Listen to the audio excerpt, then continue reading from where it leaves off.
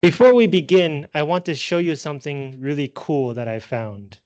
I put it on Moodle here. Okay, so first of all of this stuff, if you want more practice, um, if it says workbook, then they are all practice questions. They don't have answers. So if you want to do the extra practice, you can bring your answers to me, and I will tell you if you got it right or wrong. Okay, so here's the really cool thing. So you know that paying users of ChatGPT can design customized AI, right? They can program ChatGPT to do certain things, and then they can share those programs with other people. So I discovered a customized GPT that will explain the sentence structure and grammar of any English input, even if it's ungrammatical. So you type in an English sentence and it will explain the sentence structure, it will explain the grammar, and it will also translate it into Japanese if you wanted to. If you put in something that's not grammatical, it will correct it for you and then explain it for you. Really cool stuff. It's free. All you need to do is log into your ChatGPT account. I'm pretty sure everybody here has a ChatGPT account, right? To use it, you don't have to pay. So even if you only have a free account, you can use it. The one suggestion is it was designed by a Japanese person. So the first thing you'll want to do is ask it to use another language like English or Chinese or another language. But it works perfectly in English. I tested it myself. Really great stuff. I found it because I was trying to design something similar, and then I realized somebody else had already done it. Isn't it the world great? Yeah, so you can play with that to help you learn. Okay, this week, I hope you're paying attention because this stuff is not easy. Participial constructions. So last week we talked about subordinate clauses, right? If you have other information in the form of a sentence, when someone does something, because someone does something, you can add it to the end of a sentence, or you can add it to the beginning of the sentence and then make sure to tell the reader that this is not the beginning of the main sentence by adding a comma.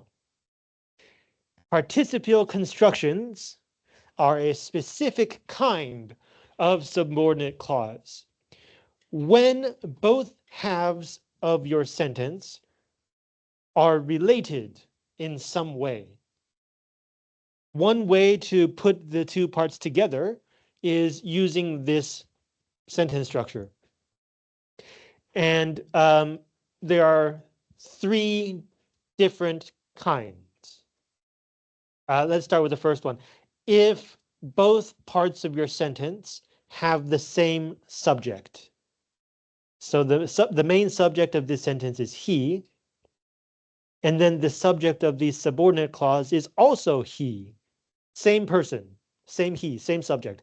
So if these two halves are related and the subject is the same, you can combine them into this structure.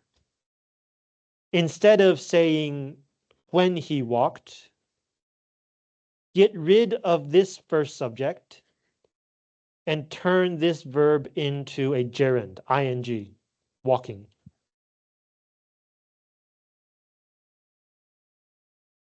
So if you say walking into the room, he realized that he was late, we know that the person walking into the room is the same person as the person who realized he was late. Same guy. Um, so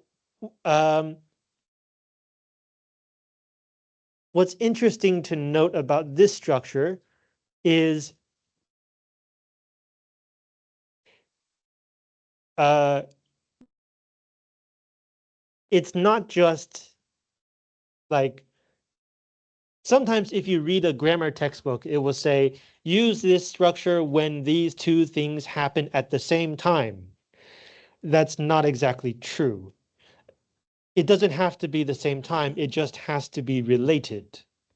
So let's see if I can come up with another example. Um,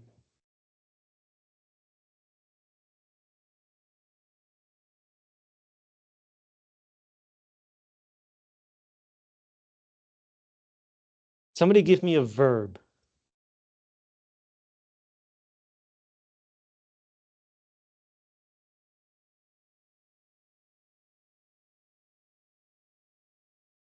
Stay. Okay. I'm going to change that a little bit.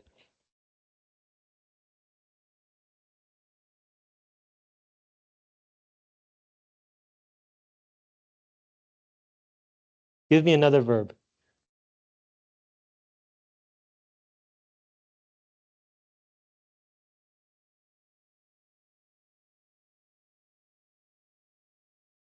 Drop? Jump.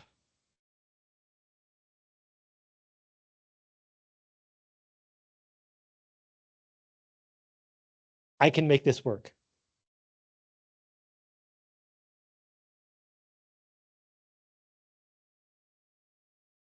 They're skydiving. Son. So in this case, we see that the subject is the same person. Therefore, we can use the participial construction. You can omit the first subject and turn this first verb into a gerund, ing. And in this case, it is happening at the same time. But it doesn't always have to happen at the same time. So for example,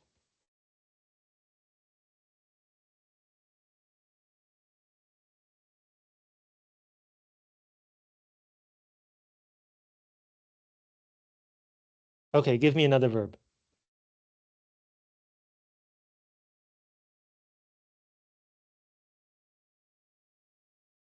Prepare. Okay, thank you.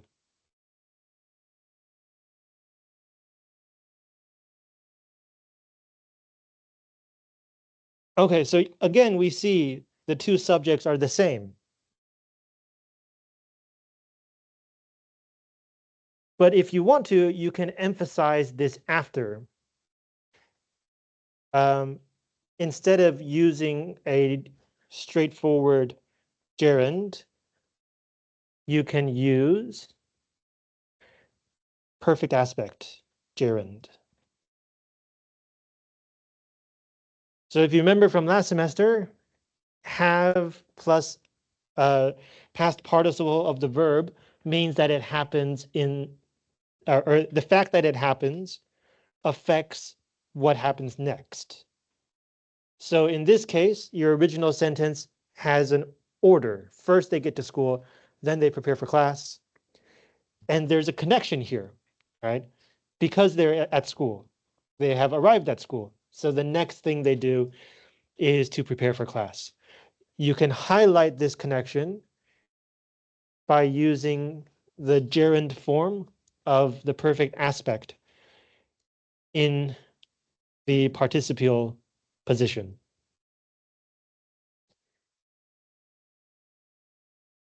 One more.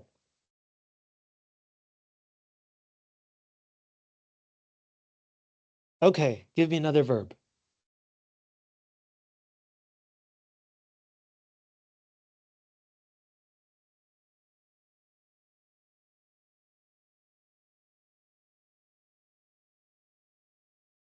Leap.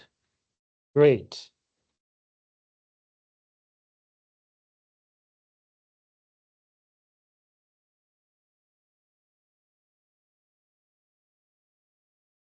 So in this case, the subordinate clause is a reason, because.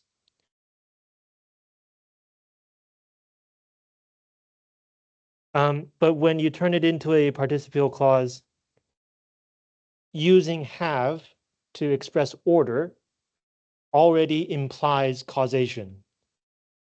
another way to say this is the two halves of this sentence are related. And then if you emphasize that one thing happens before the next thing, and they're related, it's easy to assume that the relation is cause and effect. Because A, therefore B. That's the relation. That's why one thing happens after the other thing. So I've been showing you how to create participial constructions. But really, the key lesson here is when you see one of these sentences, you have to know what it means. If you see the sentence, having slept too late, I missed the bus, you have to be able to see that the meaning is because I slept too late. Okay, now we've been using this term, right? Participial construction. What does that mean? Again, if you were here last semester, you might remember this word, a participle. A participle is when you use a verb in a way that's not a verb. English has two participles. Let's see. ing is the present participle. You use this for present progressive. And then the past participle, you use this for perfect aspect. It's called a participle because you can use them as something other than a verb. For example, uh,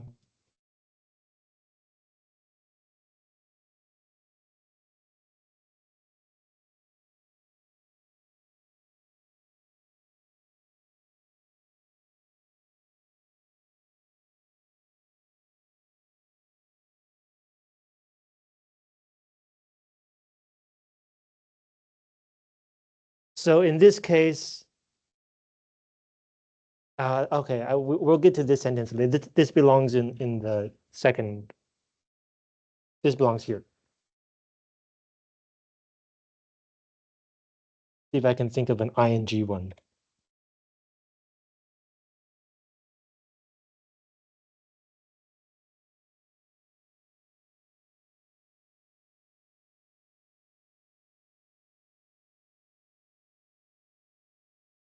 Okay, so in this case, the meaning you should be able to see is I surprised my friend. And the relation is these two happen at the same time. I was busy surprising my friend, and then you get a picture of like my friend acting surprised and we're having a good time. And so I didn't see her cat sneak out the front door, which is bad because if your cat goes away, it's hard to find them. So in this case, this word surprising is used in the same sense as in this sentence. It was surprising.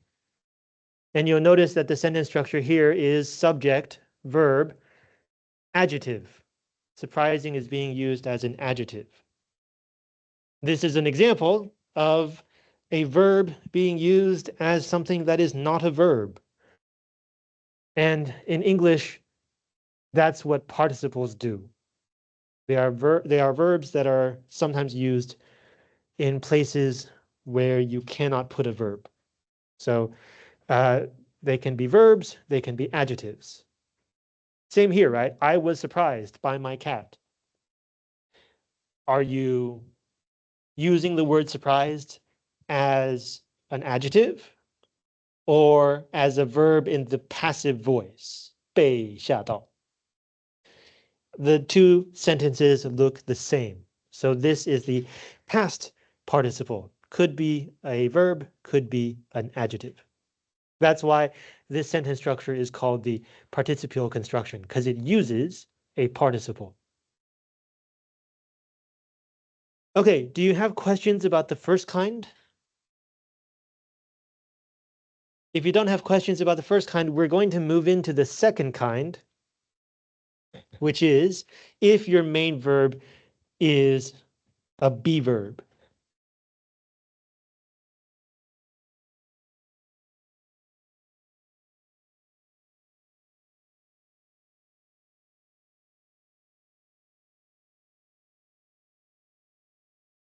Eh,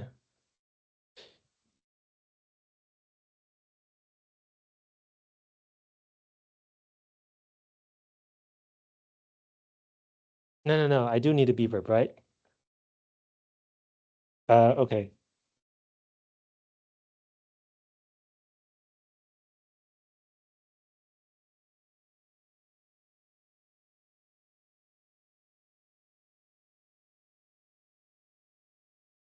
Because he was late, he didn't hear the very important information.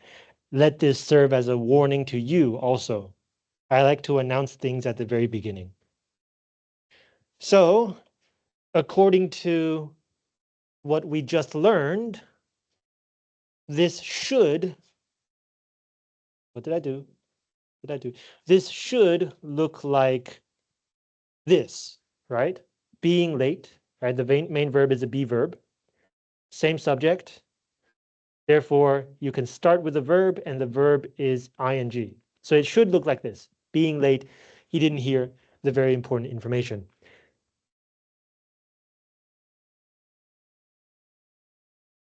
But if your main verb is a be verb, you can omit it.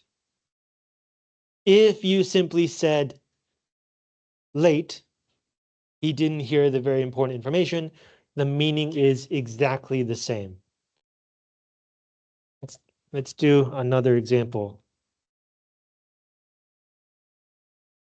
Mm,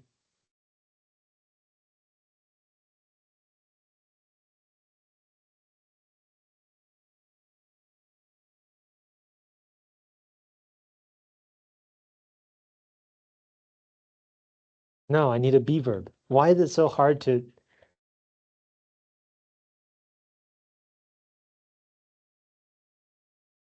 Mm,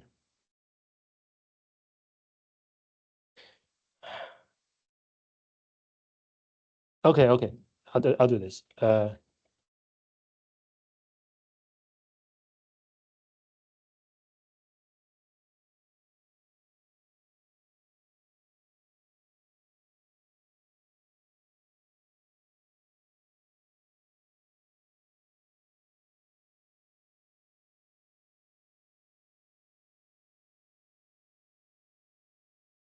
I don't know if this makes sense. I don't know if you need to take dance lessons to become a DJ. This is just an example.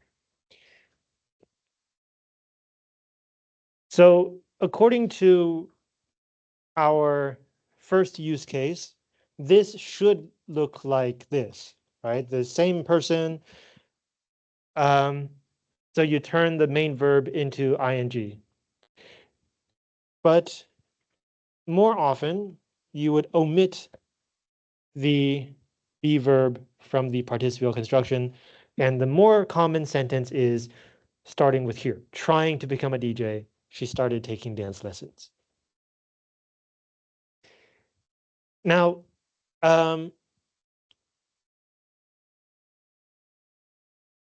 same here.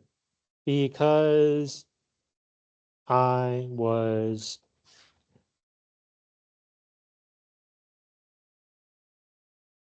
blah. So the original sentence should be having been, right?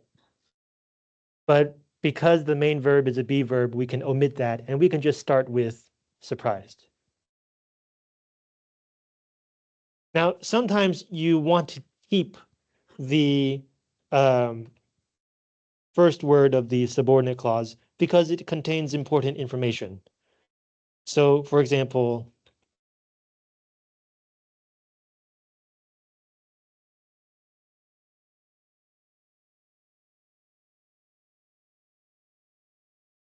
you can say, having gotten home, he turned on the lights, but you can also say, after getting home, he turned on the lights. So again, the subject is the same subject, so you don't need this one. And you turn the main verb into an ing present participle. But if you want to emphasize the after, you can keep this part. So all of the above examples are participial constructions. Same subject in the main sentence and the subordinate clause, and the two halves are related in some way. You can replace the main verb of the subordinate clause with an ing and omit the main subject of the subordinate clause. Question so far? Okay, one more. You can also use participial constructions when you have different subjects. And now you might be thinking, wait. You just said one of the key elements of this structure is that the subjects are the same. So now you're saying even the subjects don't have to be the same? And yes, that's exactly what I'm saying. This is also known as an absolute phrase. And it's called absolute because the two subjects are absolutely different. Look, English grammar can be weird sometimes, but this is something that actually exists. So now, in order to use participial construction when there are two different subjects, in order to use an absolute phrase, the only thing that has to be true is that the two halves are related in some way. For example,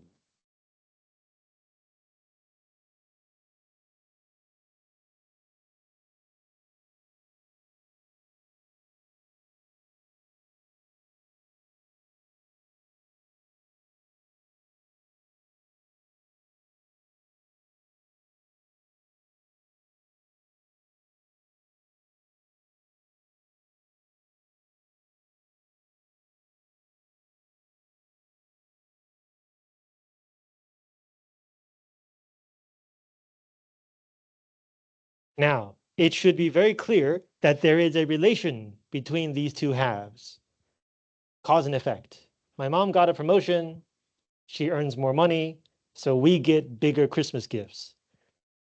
So here's what it looks like when you use a participial construction on a sentence with two different subjects.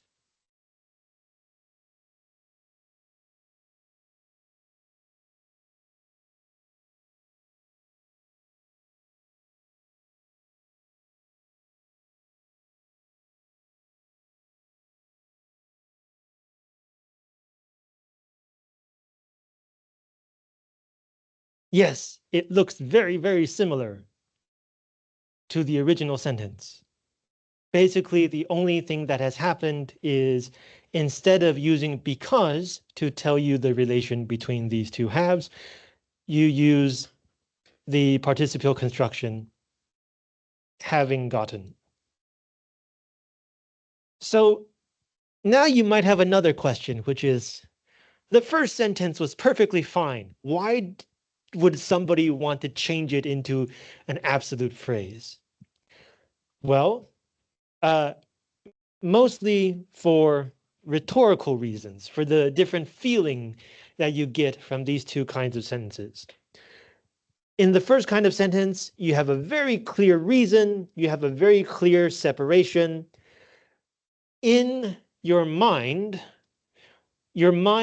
processes this sentence as two different pieces of information connected by some kind of relation. But in the second sentence, the relation is not spelled out. You don't have a because. So your brain doesn't take this as two different pieces of information. It takes this as one piece of information with some background context.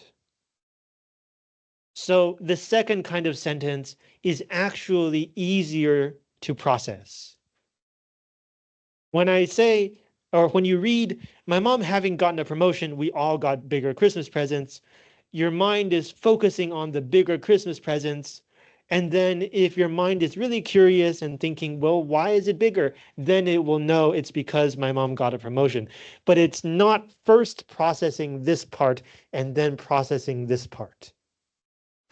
So an absolute phrase is used when the subordinate part, so the first half, is really not that important. You just need it for context. It's not the main point. And you don't want your reader to spend too much mental energy on that part. Let's try another one. Give me a person or a name. Don't say CJ. Sam,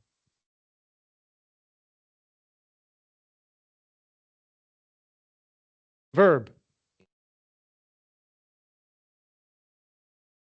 is, eats.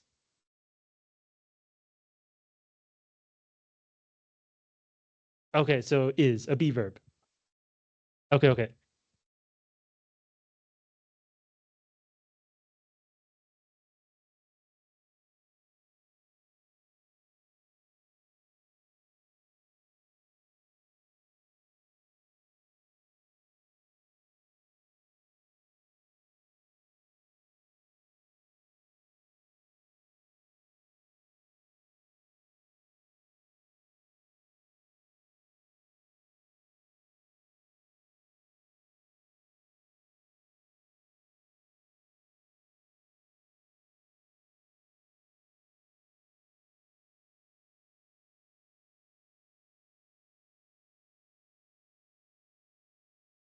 Okay.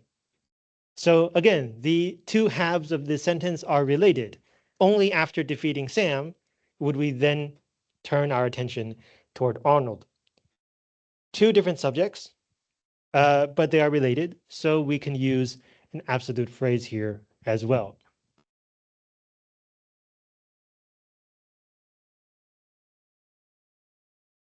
Now, okay, hang on, let me make this a little bit more fun.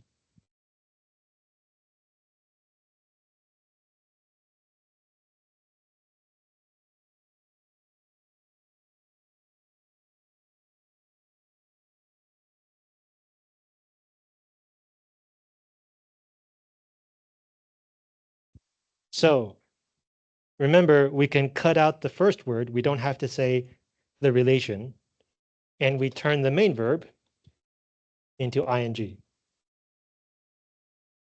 Now, in this case, it's present tense, which means it's okay. This is going to sound very confusing.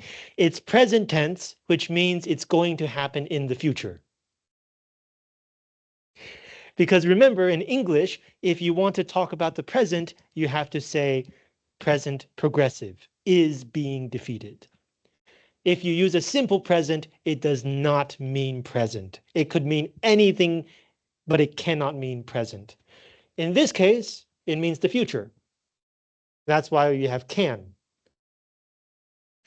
So when or if this happens, then we can do that. So that's why here you use being, you don't use having been, because it has not yet happened. Okay, questions about this third kind? Okay, once again, if when you are writing, you don't know how to write these kinds of sentences, that's fine. But when you're reading, you do have to know how to read these sentences. And to make sure that you really know what you're reading, we're going to do some practice questions, some error correction questions to emphasize this sentence structure. So please turn to your handout.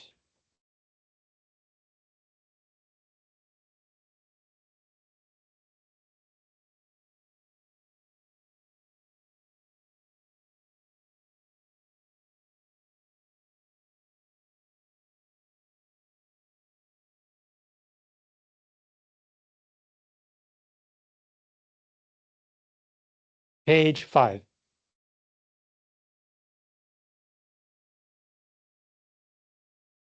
Okay, the first kind is not too hard.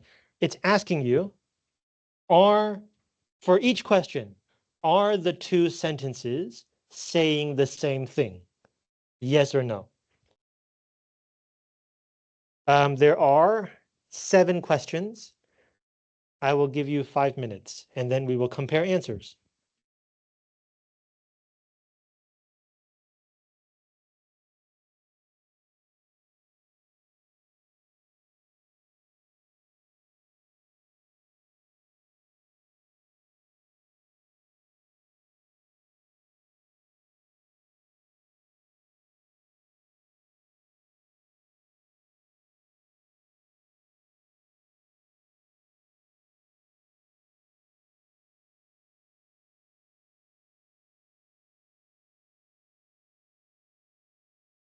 Oh, sorry. I want to add one more thing. So last week we said that if your subordinate clause comes at the front, you need to add a comma to tell the reader that the main sentence begins after the comma. If your subordinate clause comes at the back, you don't need a comma, but you can add a comma if you want to tell the reader that this extra information is not that important. For a participial construction, whether you put it in the front or in the back, you always need a comma. Because, as I was just talking about with the absolute phrase, the participial half of the sentence is always less important. It's always background information. Okay, sorry, please continue.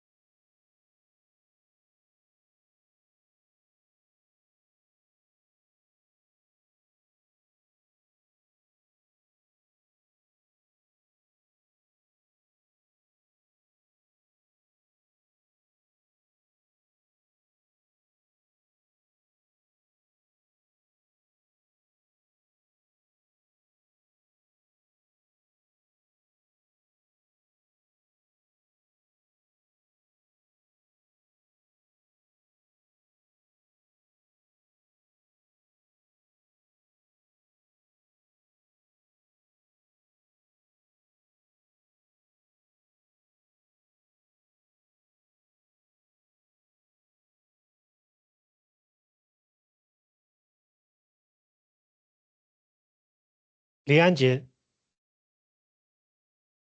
where are you? Hi. So, number 2. Are these two saying the same thing?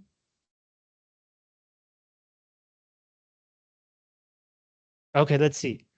Not knowing what to do, Reg carefully weighed the options. Because he didn't know what to do, Reg carefully weighed the options. Good. Yes, they're saying the same thing. By the way, the name, it's short for Reggie, which is short for Reginald. So even though it's R-E-G, you should say Reg, not Reg. Number 3, 张廷伟. Are they saying the same thing?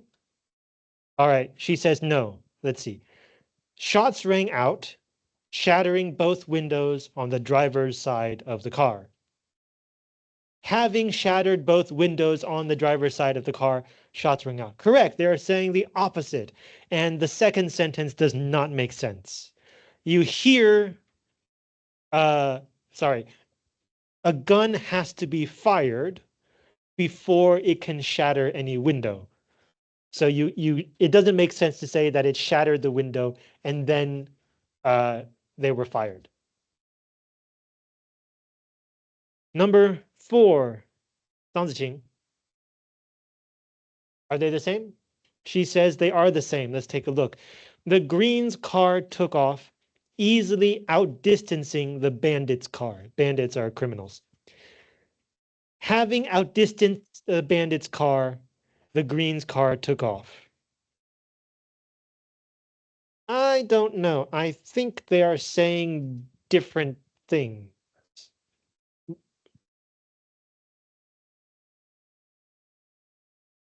Which one happens first? Do the Green's car start moving first? Or do they widen the gap between themselves and the criminal's car? Which one happens first? The car has to start moving first. So this happens first, and then this happens. So the second one is wrong. Right? Having means that this happens first, and then this happens, which is the opposite. Okay? 自行站可以吗? Okay. Number 5, 庄丽君. 庄丽君在吗？去上厕所。陈宇宁. Number 5, are they the same?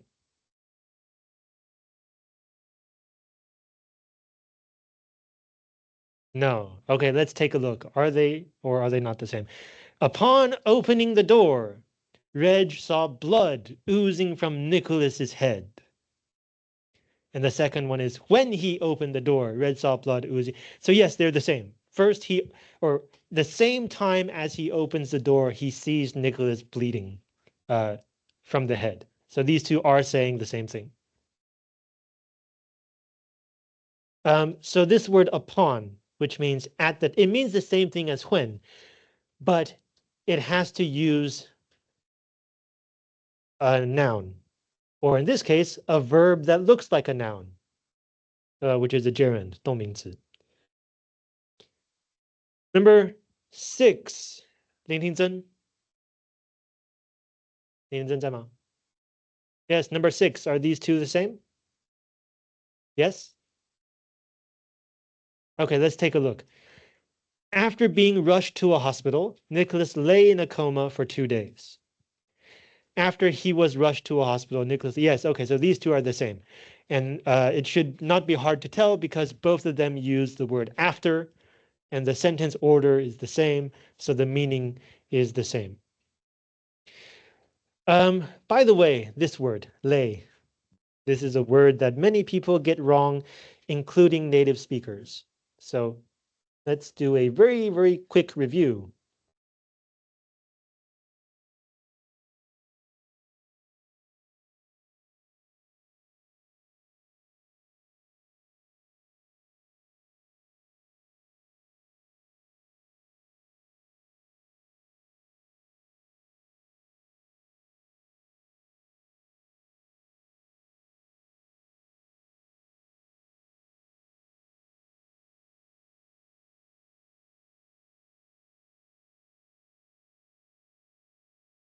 What's different about these two sentences? The second sentence has an object. If your sentence does not have an object, if you're talking about the subject, the verb you want is lie, lay, laid. If you do have an object and you're doing the subject is doing this to the object, then the verb you want is lay, laid, lain. And then if you're saying something that's not true, then the verb you want is lie, lied, lied. Okay, so this has now been recorded on YouTube, and you can always go back to check this fact. Let's continue. Number 7. Wang Peiqi, are these two the same? They are not. Let's take a look. Nicholas lay in a coma for 2 days, his status not changing. The second one, Nicholas lay in a coma for 2 days because his status didn't change. Correct, they are not saying the same thing. The first sentence, the relationship is at the same time. It is not cause and effect. If you think about it, the two halves, you can't say that one causes the other. These two halves are saying the same thing. If Nicholas remains in a coma, that means that Nicholas's status has not changed. If at the beginning of the sentence he's in a coma and then his status does not change, then by the end of the sentence he is still in a coma. These two halves are saying the same thing, not cause and effect. And number 8, 魏群茂，群茂在吗？山东雁，何燕奎。Yes, number 8. Are these two the same or no?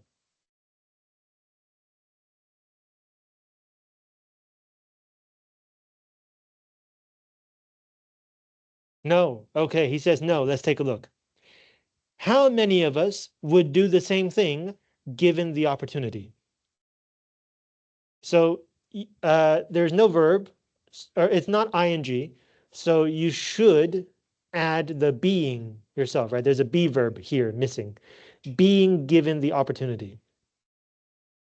The second one, how many of us would do the same thing if we were given the opportunity? So there's a be verb here. The subject is the same. We and us, same thing. It seems like these two are saying the same thing. Right? Yan Kui, right? In fact, they are saying the same thing. The meaning of these two sentences is the same. Instead of saying the relation, you are using the participle construction being given to tell the reader that there is a relation between the two halves. And the relation is possible condition, if. So the meaning of the first sentence is the same as the meaning of the second sentence. Okay? Okay, good. The bottom half of this page, there are 5 mistakes related to participle constructions. Let's take a slightly longer break, and when we come back, we will compare answers.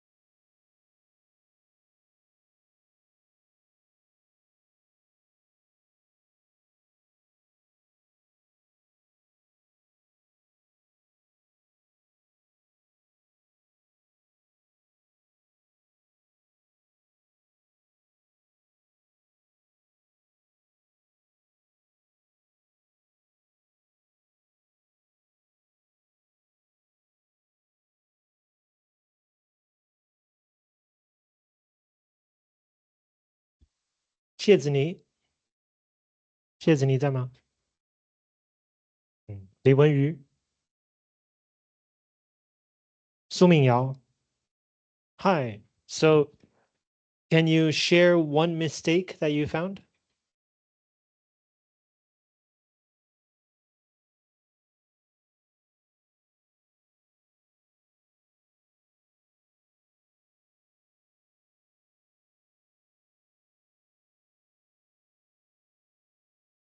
Here, I was certain that I had plenty of time.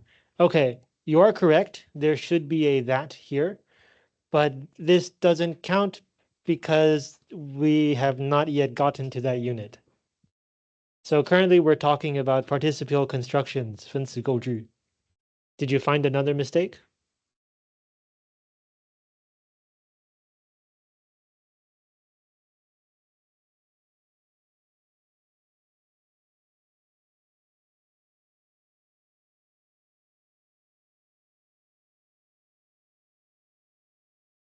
How about here? Is this part correct?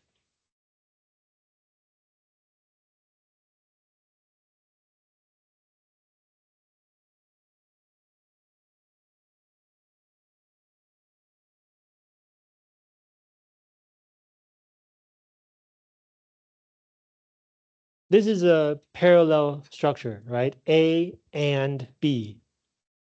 So the first part should have the same grammar as the second part. So in the first part, it says not eating. The second part says feel. That's not the same. So which one is correct? Is not eating correct or is feel correct?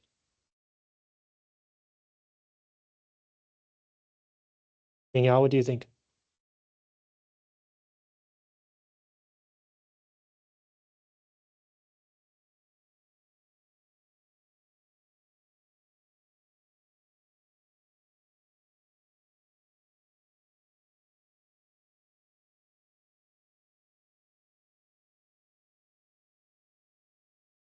Okay, so it should be clear that the subject is I, right? I didn't eat. I feel very hungry.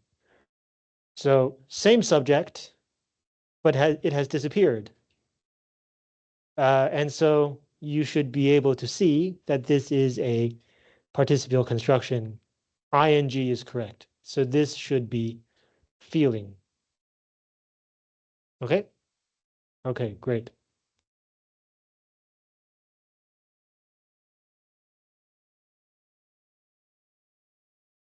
张婉琪在吗？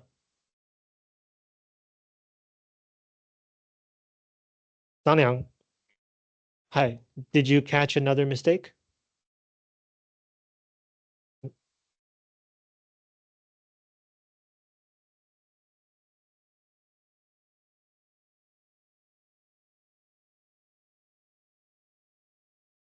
Is this sentence correct?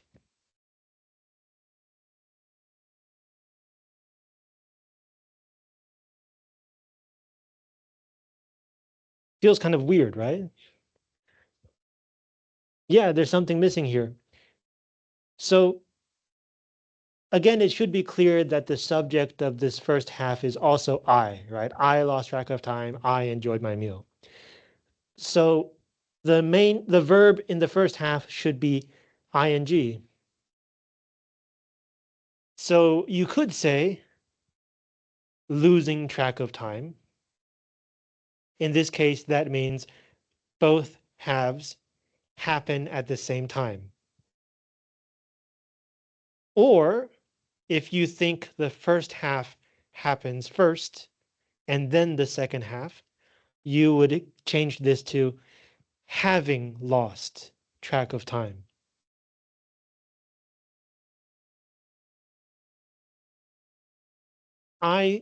In this case, I think it should be losing track of time. I think makes more sense. Here's why.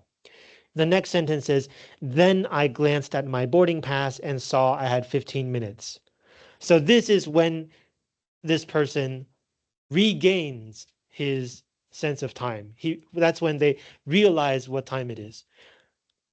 If in this sentence they're already saying having lost track of time, when did they start forgetting the time? I stopped at a restaurant. That doesn't say anything about time. And yet in this sentence, if you say having lost, then they have already forgotten the time. I don't think that makes sense. I think this sentence is when they forget the time. And then the next sentence, they discover it again. So this should be losing track of time. So at the same time as this person is eating, they forgot to think about the time.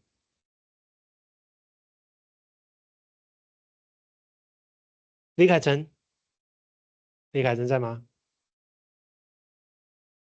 嗯，田建安 Hi, did you find another mistake?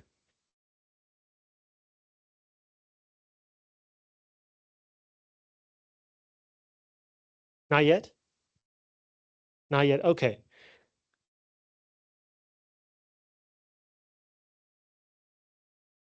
How about this one?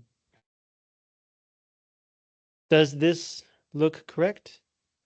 I grabbed my bags and started running toward the gate, known I'd never make it on time. Seems kind of weird.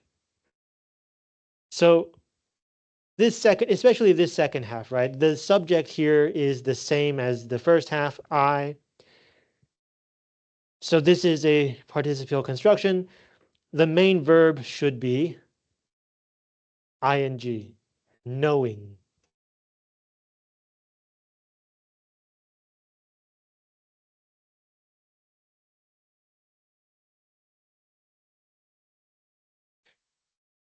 Did it say 5 mistakes? Yeah, okay. I know we got 3. Okay, let's see. When arriving at the Cairo airport, I mm, it's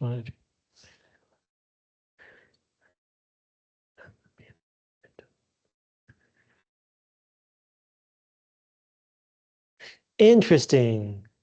I wonder what the other 2 mistakes are.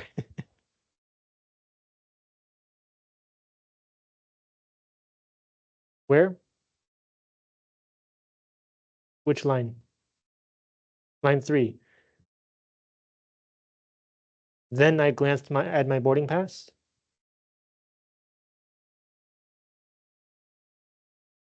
Actually, this should be that.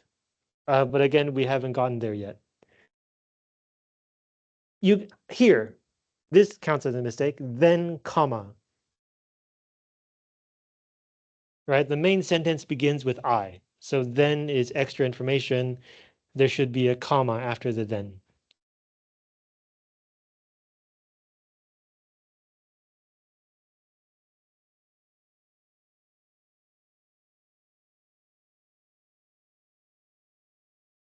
Oh, I see it. I see it. Okay. This sentence has a problem.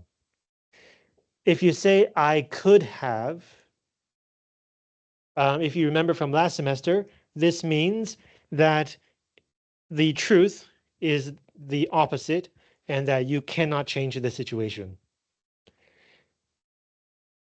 But in this case, we don't know if the person will go back to Cairo in the future. It is unlikely, but it is not impossible that this person will meet the man again and in the future be able to return the favor. So it should not be I could have returned, because that means it would be impossible to return the favor.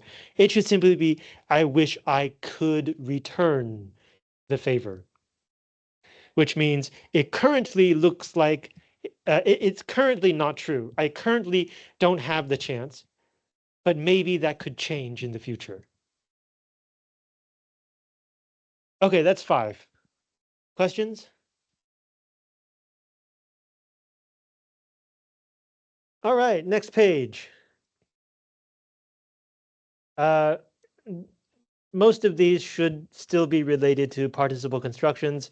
There are 9 mistakes after the example. So one example and then 9 mistakes.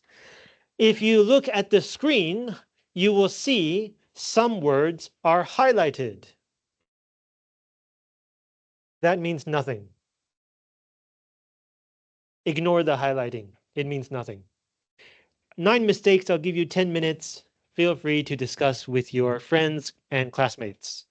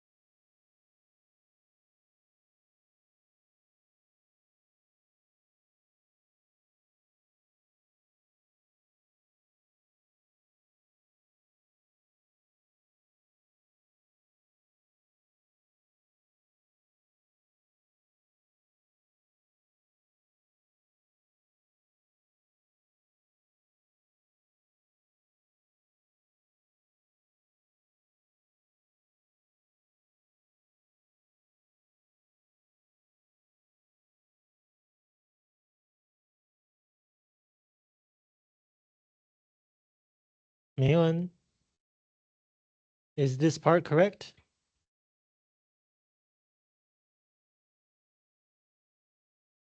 Thank you. You are absolutely right.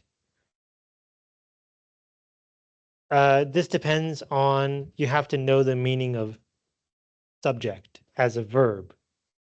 God, that was a confusing sentence. The word subject used as a verb means um, like enduring, taking, being hit with, being, unwillingly taking something. So to subject someone or subject someone to something means to make somebody uh, go through or withstand something. So in this case, the person does not want to deal with all of these requests. This should be in the passive voice, right? As I said, A subjects B to something. So this should be passive, subjected to.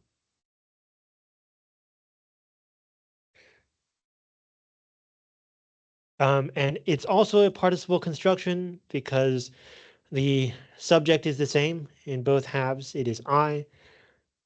Passive voice, the main verb is be, but because it's participle construction, we can omit the being, right? They should be being subjected to, and we omit the being.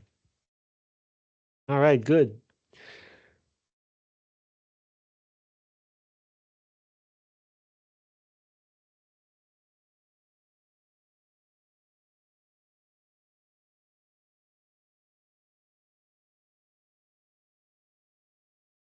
林一轩，在吗？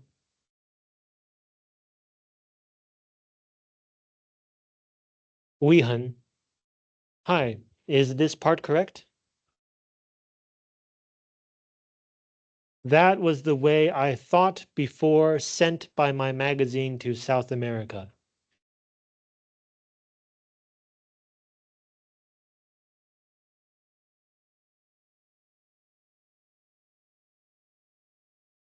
Yeah, this part is a little weird right here. I'll tell you this one. You cannot omit the being. If your participle clause begins with being, then you can skip it. But here, it begins with before. So you cannot skip the being. Before being sent by my magazine to South America. Okay, so Ihan, I gave you that one, so I'm going to ask you another one. Is this correct?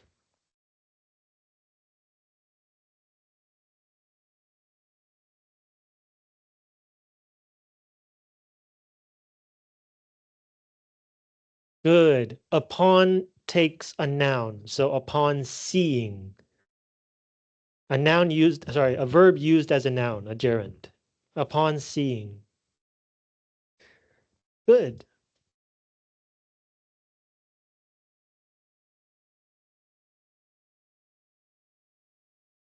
Wang Yuqi, is this one correct?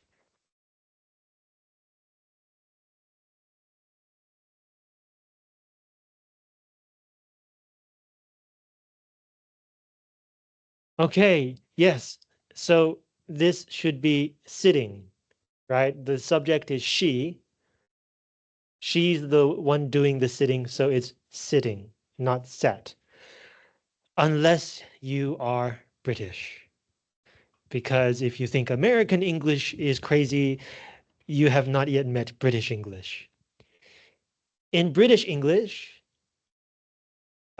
sometimes you will say someone sits there. Sometimes you will say someone is sat there in the passive voice. So if somebody else put you here, then you are sat here. So if in this situation, this little girl, Elena, has been positioned here, maybe by her mother or her boss, if she did not choose to sit here, then this would be in the passive voice. It would be being sat, and then you can omit the being.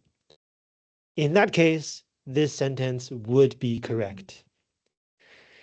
But because we're learning American English, this sentence currently is not correct. This should be sitting.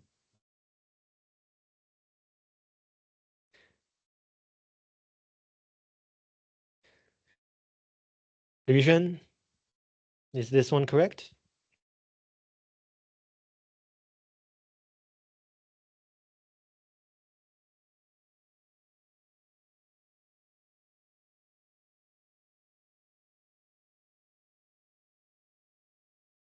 Good. Participial construction, same subject. Who is doing the smiling? She is doing the smiling. It should be smiling. Now, I don't think smile has a passive voice. So there's no world in which smiled at me is correct. Okay, you might have noticed that this part is in italics, 斜体. In English, italics are used for very specific reasons, which we talked about last semester. One reason is for foreign languages. Mango Señor is Spanish, it's not English. And so for a foreign language, we use italics. Now, of course, this is not correct Spanish, because when you ask a question in Spanish, you have to begin the sentence with an upside down quotation mark. So you can tell that the author is not a native speaker of Spanish.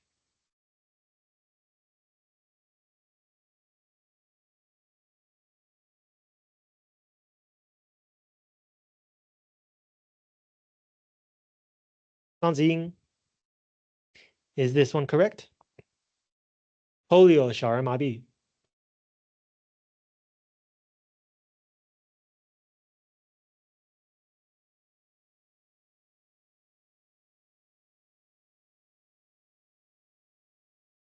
Okay, so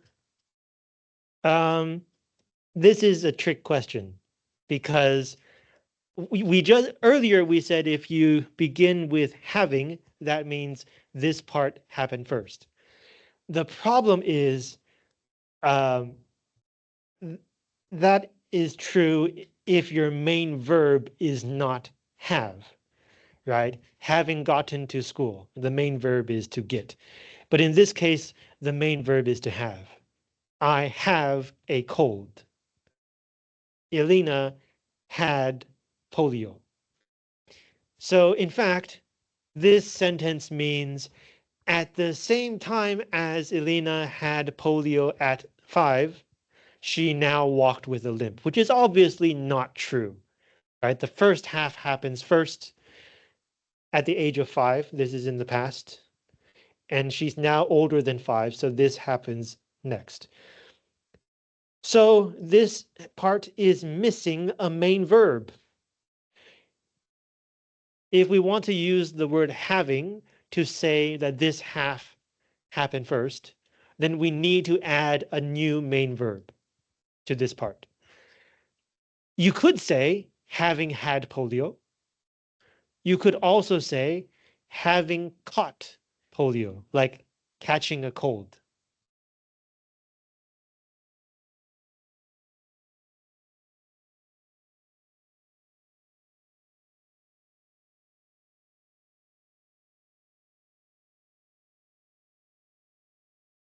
Chen Youxuan, is this part correct?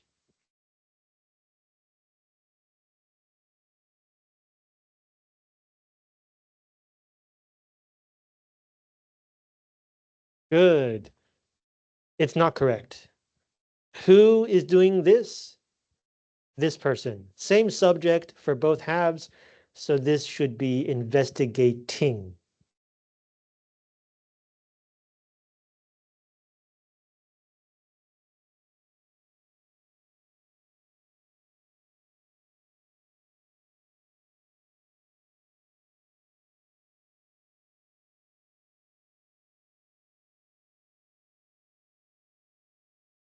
Zhizihan, is this part correct? So what should it be? If it's not correct, what is it?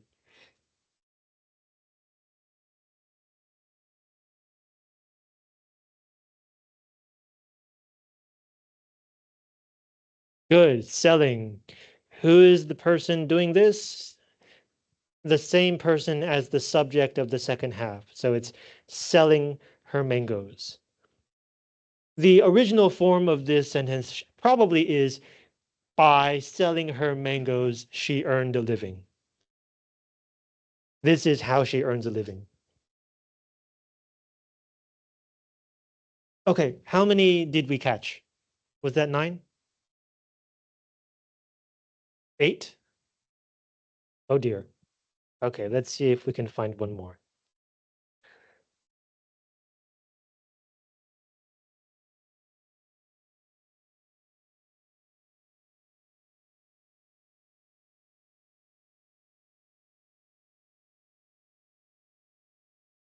Oh, yeah. Okay, this one is wrong. 郭志勇, why is this one wrong? Where's the mistake?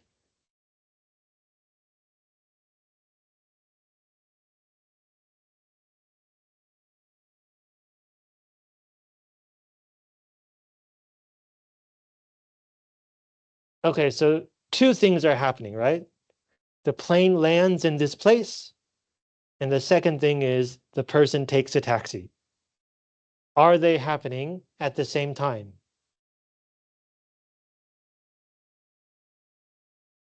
No. So this is wrong.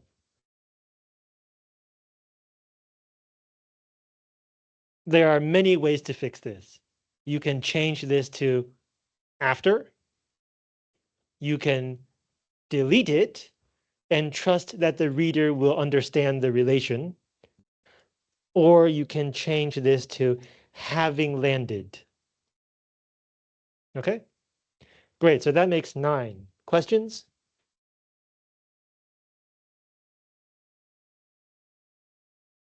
Okay, page 7.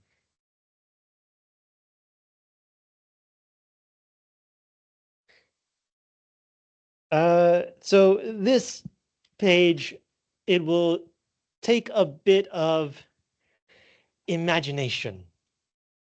You'll have to imagine the human body moving in space because the example is about yoga postures. 瑜伽姿势. And the way that some of these sentences are currently written, the posture doesn't make sense. Now, of course, after you fix the grammar, the posture may still not make sense, but the grammar will make sense. So it says 10, 10 errors, and there may be more than one way to fix them. So 10 errors, I'll give you, you know what, let's do this one together. Okay, yoga and yawn excerpt. So the idea of this question is that this is a selection from a longer article or book. That's what an excerpt is. If you only learn one yoga posture, this should be it. Beginners can even do it. This is wrong. Even highlights the it tells you what you want to emphasize. In this case, if you put the even here, you are emphasizing do. That doesn't make sense. The sentence should be emphasizing beginners. So it should be even beginners can do it.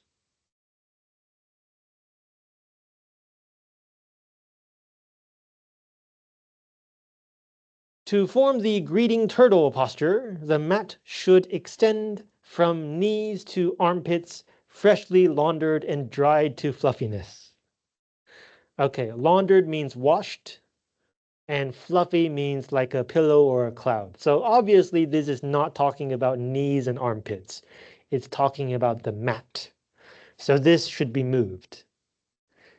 Mat, comma, freshly laundered and dried to fluffiness, comma. It's describing the thing, so you should put it next to the thing.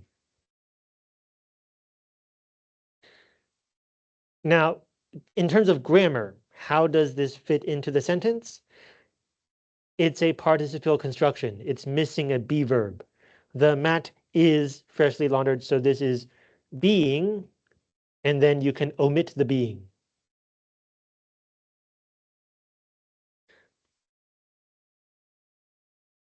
While bending the right knee up to the nose, the left ankle relaxes. Okay, what is the subject of this part? While bending the right knee up to, the subject should be you, right? It's telling you how to do this.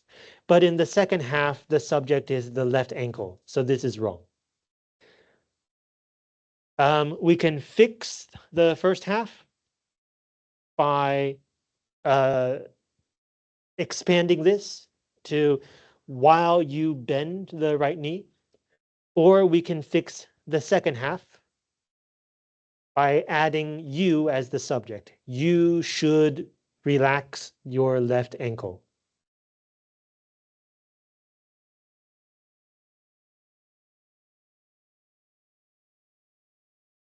You should almost bend the knee for a minute before straightening it again. You should almost bend the knee? What does that mean? Like, don't bend the knee, but like almost bend the knee? Okay, so the word almost shouldn't be here, right? It's actually talking about the time. So you should bend the knee for almost a minute.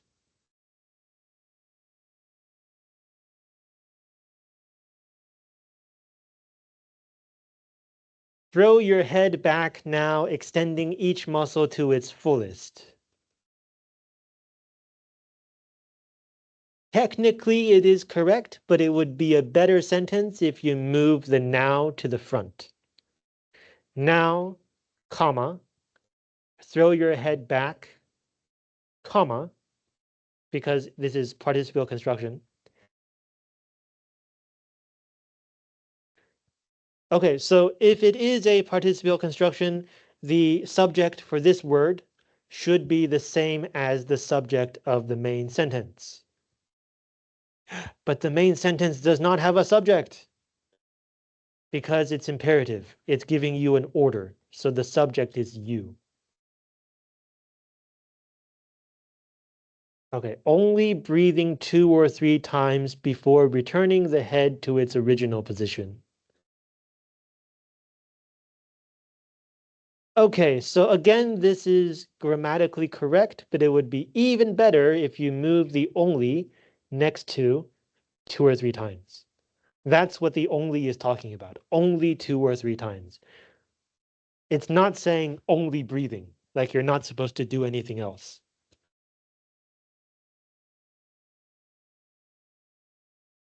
Tucking the chin close to the collarbone, the nose should wiggle.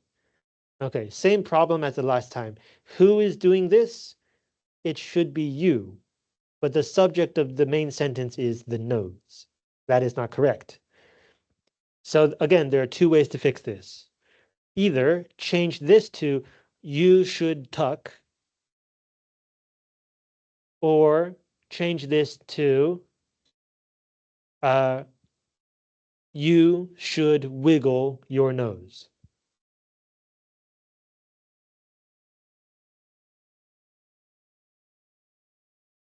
Finally, raise the arms to the sky and bless the yoga posture that is blue. Okay, I'm pretty sure the yoga posture is not blue, right? What is the blue thing?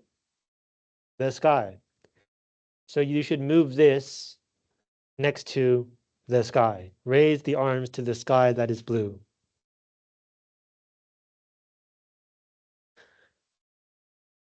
Was that 10?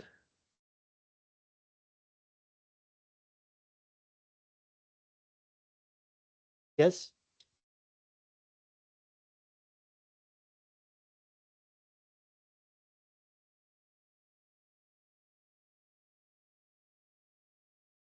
Somebody who's good at math, was that 10?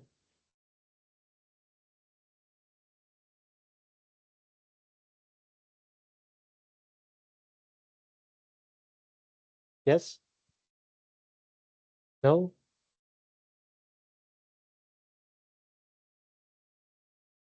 Okay, let's count together then. 1, 2, 3, 4, 5, 6, 7, 8. We're missing 2. Okay, lock in. Okay, okay. That's a really tricky one. Okay, so we've been saying for a participial construction, it should be ing, and the omitted subject is the same as the main sentence. If you remember from last semester, there are two ways to use a verb as a noun. One is to turn it into a gerund, ing. The other is to turn it into an infinitive, to plus the original form. So in terms of grammar, the subject of to form should also be the same as the subject of the main sentence. In this case, that's not true. The subject of the main sentence is the mat, and the mat cannot form anything. So,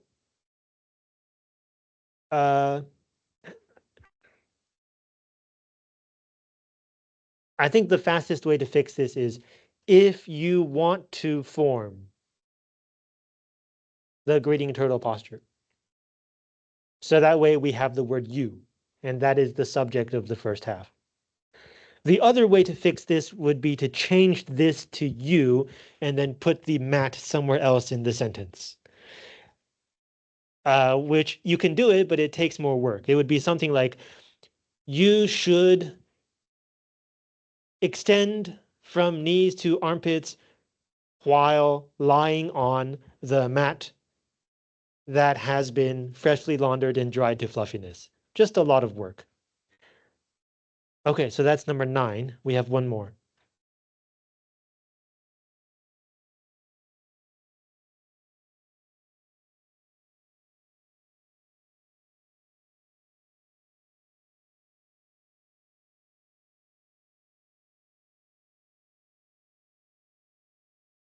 Ah, another very, very hard or easy to miss mistake. It's not only learn, right? It's learn only one.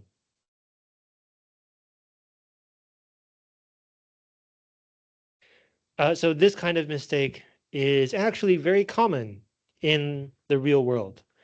But in terms of like specific meaning, the place that you put words like only, almost, even, try to be very specific about where you put these words. They should be next to the thing that they're talking about. Okay, questions about this page?